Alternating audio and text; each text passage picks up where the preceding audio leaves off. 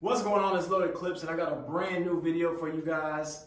Welcome back to the channel. It has been a while since I've uploaded, so I apologize for that. Just had a lot of stuff going on, my personal life and my work life, so haven't had the time that I would like to have to bring more videos for you guys. But nonetheless, I'm back today, got a brand new video, and I've really been waiting to do this one for kind of a long time. I'm still not really where I want to be yet, but I figure it's an appropriate time to share with you all just my complete gun collection as of today. We're in July of 2022, and obviously I still have a lot more things that I want to do, a lot more changes that I want to make. But as it stands right now, this is going to be my complete gun collection, and I'm hyped to share this with you guys, man. So definitely let me know what y'all think in the comments. Let me know what y'all think I should possibly get next or any future plans.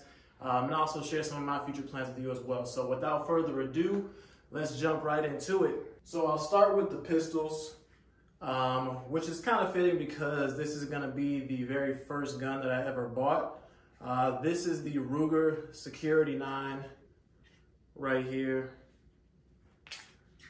It's empty, clear.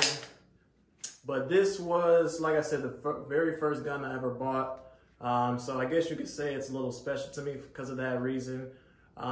It's been a while since I've shot it, but this was my primary gun at one point, obviously, because it was the only gun that I had. You can get these actually pretty cheap. I think I got this for around 300 bucks.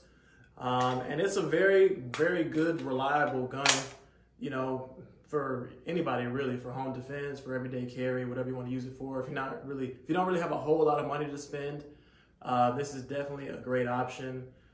This model does have a safety right here, thumb safety, or right there. Has a pretty decent trigger. Like I said, nothing to write home about, but for a gun that you buy on a budget, it's definitely more than good enough. And has a 15 round magazine. So, like I said, price and value-wise, this is probably one of the best buys you can get. So I definitely recommend this to anyone. So that's that. So I'm gonna go ahead and move on to the next one. The next one will be my Glock 19 right here. Now I do like this. This is really more so my like home defense gun. So I keep this in my nightstand to, you know, pick up if I need to check something out in the middle of the night or something like that, which is why I have the Olight on here so that I can see. Oh, I have the laser on. There we go. Sorry for blinding y'all like that, but got the Olight on here, and that's pretty much the only thing that's on here. It's just a stock Glock 19. There's no modifications or upgrades in it as of now. I do eventually want to do some modifications to it. Probably the first thing I'm gonna do is put in a new trigger on this. This is the non-MOS version, so the slide is not cut for a red dot. I was initially going to get the pre-cut slide on here, but the way prices were looking, it was gonna be like $200 more to get it versus not to get it. And I really just didn't want to spend that money at the time, especially because I wasn't going to put a red dot on it immediately. On top of that, I could just go and buy another slide that is pre-cut for either the same amount of money or maybe even a little bit less. So I just didn't think it was worth it at the time when I bought this to get it. But when it comes around, I'll probably upgrade the slide too so that I can put a red dot on here as well. Aside from that, you know, it's a Glock. Not really anything that you guys haven't seen before. But I do like it. Obviously, you can't really go wrong with the Glock, you know, reliability and such. But that's gonna do it for this one. Now, this one is really gonna be my primary gun. This is my everyday carry. You've probably seen this a lot on the channel. My Canik TP9 Elite SC. In this little like burnt bronze color. I will take the magazine out because, like I said, this is my everyday carry. I do have rounds in there. Check to make sure the slide is clear. But man, I've said a lot of good things about this gun already, but just to kind of repeat myself, in terms of bang for the buck, reliability, and quality, I don't think anybody can go wrong with a Canik, especially the TP9 Elite SC. Like I said, for my everyday carry purposes, it's been great. I did put the Holosun red dot on here just because I did like the idea of having a red dot on my carry, specifically because the iron sights on here are not night sights. That might be another change I make to this, but as of right now, I like it how it is. But it would be better for me to operate at night. The trigger in this thing cannot be beat, in my opinion. Of course, you can get aftermarket triggers that may beat it, but I'm talking fresh out of the box. You know, you take it out and you shoot it. I personally think that this is the best trigger on any handgun that you can get. So just so y'all can see what I'm talking about, you have, maybe if I do it from this side. So you have right there, boom, and then your reset, boom. Super smooth, super quick reset. It is very, very, very fun to shoot. I've shot it a lot, so I know that. But if you're looking for an EDC or just a good gun to have in your collection, again, cannot recommend this enough. I paid like $420 for this. I did get it used though, just because at the time the gun market, and even still to this day, is kind of crazy with the prices and inventory. And this color was the one I wanted. It was pretty hard to find. So I probably could have got maybe a little bit of a better deal, but I mean, I'm not gonna sit here and cry about 10 to 20 bucks. So Canik TP9 Elite SC. So now we're gonna go on to the rifles, and I think this will be a good place to start. Right here, I got my, oh, hang on a second. Just to complete the aesthetic, I have my PSAK 47 model with the Magpul 4-end grip right here. And this gun is a lot of fun. I definitely think everybody should at least own one AK. This is the one AK I own. Hopefully not the last one, but it's a lot of fun to shoot. It's an AK. I mean, there's not a whole lot you can say about it. AKs are AKs. Get them dirty. They're reliable. They'll run. They'll do whatever you need them to do. Only change I made to this so far is I did put the buffer tube on this one.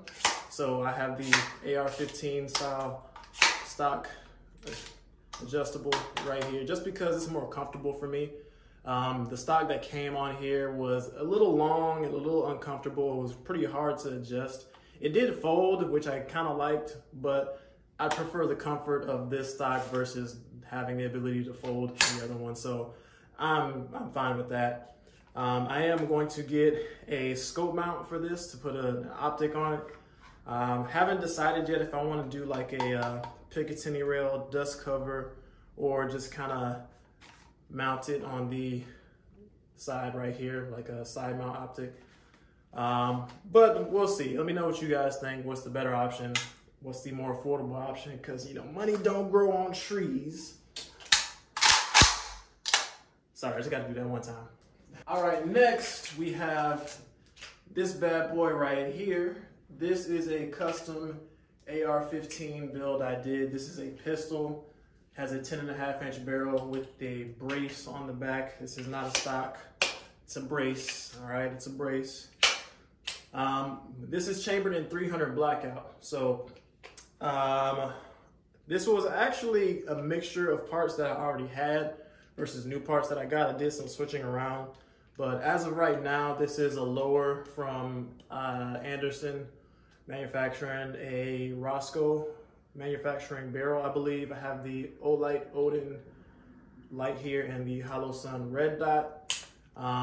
This is my like home defense gun. I know I have the Glock for like my bedside gun, but this is like my home defense gun. So like if I like really need some firepower to protect myself, if I can get to this first, I'm going to this, and then I have the Glock for my bedside gun if I just need to kind of grab something in a hurry. But the main reason this is my home defense gun is because, like I said, it's chambered in 300 blackout. So it is a slower round than 5.56. a heavier bullet. It has more stopping power than the 5.56. So the penetration is not as high, even though it does still have high penetration. But I do have some subsonic rounds that will hopefully prevent that, you know, in the event that I do need to use it. Also, I do plan on getting a suppressor, which will be super helpful because 300 Blackout is excellent when suppressed. That's what it was designed for. So that will really help with not being so loud if you do need to fire it indoors, which could obviously damage your hearing, damage your ears, or just, you know, cause a huge commotion in the neighborhood. And you don't want that. You know, you want to protect yourself in all facets. So that's why I went with this. Obviously, I don't have the suppressor yet. That's been something that I've been kind of putting off, to be just honest with you guys, just because it's so difficult and expensive to get a suppressor right now. So eventually I am going to break down and do it. It's just really discouraging with the state of things right now to actually start that process of trying to get a suppressor. So hopefully that'll change, but either way, I'm going to have to break down and do it eventually. Now this one, this was actually my very first AR-15 build. It's a build kit I got from Palmetto State Armory, which is a great company, especially if you're on a budget. They make great, reliable guns, and they don't charge an arm and a leg. You're not going to get all the fancy bells and whistles, but I mean, if you just need a gun that's going to work when you want it to work, that's where you need to go. But this is just kind of like a, you know, it was only like 350 bucks, cheap little M16-ish clone, you could say. Has a fixed iron sights up here. I did have a rear sight on here, a rear iron sight post, but I had to move it to another gun because that one broke. My fault. But that's why there's not one on here right now. But I don't really shoot this one that often just because it's kind of like a, you know, a backup gun. What I'm actually planning to do with this is change out this whole upper to turn this into more of a precision AR build, put an actual scope on here, and then kind of go from there. So that is this one right here. Now I have the shotgun. This is my Mossberg Maverick 88. I do believe everyone should have a shotgun for no other reason than to do this. But shotgun's a great tool to have in the home for home defense. I don't know if I recommend it as a primary home defense gun, but it is great to have, and obviously having a shotgun is better than not having anything. So definitely get this. You can get these for cheap, for like, at one point you could get these for like 150 bucks. I don't know about now, maybe 200, 220-ish, but these are not expensive. They're great, they're reliable, they work, it's a pump action. So, and it's a lot of fun. You know, I like to take this to the range and kind of mess around a little bit, so great to have. All right, so now this last one here is gonna be what I like to call my go-to-war gun. Now, I'll show it to you guys here, and I'm gonna talk a little bit about that. So, this is the gun right here. Break that in. And I'm gonna get it mag just for aesthetic purposes. But it is empty. So, like I said, this is my go-to-war gun. This is a custom-built AR-15. Mid-length barrel is 16 inches. And the reason I call it my go-to-war gun is because this is the gun that I have the most rounds through, that I have the most experience with. And if, you know, shit were to hit the fan and, you know, we were in a situation where we were in some type of civil unrest or, you know, economic collapse, you know, government overthrow, whatever scenario that you want to take from whatever movie to put on us right now, this would be the gun that I would use as my primary, you know, war gun or defense gun, you know, if we were in that type of situation. Obviously, it's not complete yet because getting one of those fully decked out takes time, it takes money. So, you know, I'm kind of slow on my roll on that. But I am comfortable with how it is now, just in terms of its function and what I can do with it. And you know, obviously, I've shot it a lot, so I'm very comfortable with using it. So this is a lower from Aero Precision. I like their lowers just because they're easy to assemble, for one. But I like how they look, and the trigger guard right here.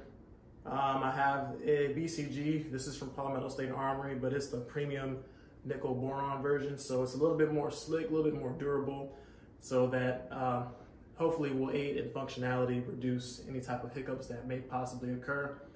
Got the Vortex Strikefire 2 red dot sight.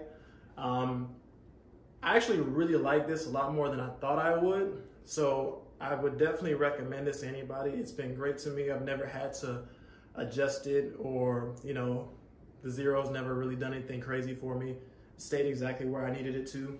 I do also have the backup iron sights right here, so that just because, like I said, if this is going to be my war gun, I don't want to have 100% dependency on something electronic, because obviously the battery can die, something can happen, it can fail.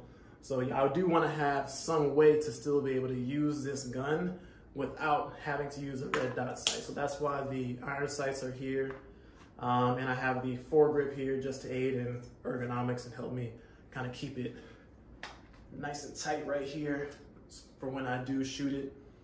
And the stock I have is the B5 system stock, just because I like the way it looks, and it's also really comfortable on my cheek and on my shoulder collarbone area. So that's the main reason I chose that. I think that's pretty much it. This is also another gun that I do want to get a suppressor for. But as I said on the last one, y'all understand the deal with that. So hopefully one day soon that'll become a reality. But as of right now, this is what we got to work with. And at the end of the day, no matter what type of gear or, you know, accessories that you have on the gun, if you don't know how to use the gun, it really don't matter anyway, because you're probably gonna die. So that's why the most important thing is, no matter whatever gun you have, no matter what type of gear or expensive stuff that you have, the most important thing is to go to the range and to shoot. Practice, just try and get a little bit better every time you go.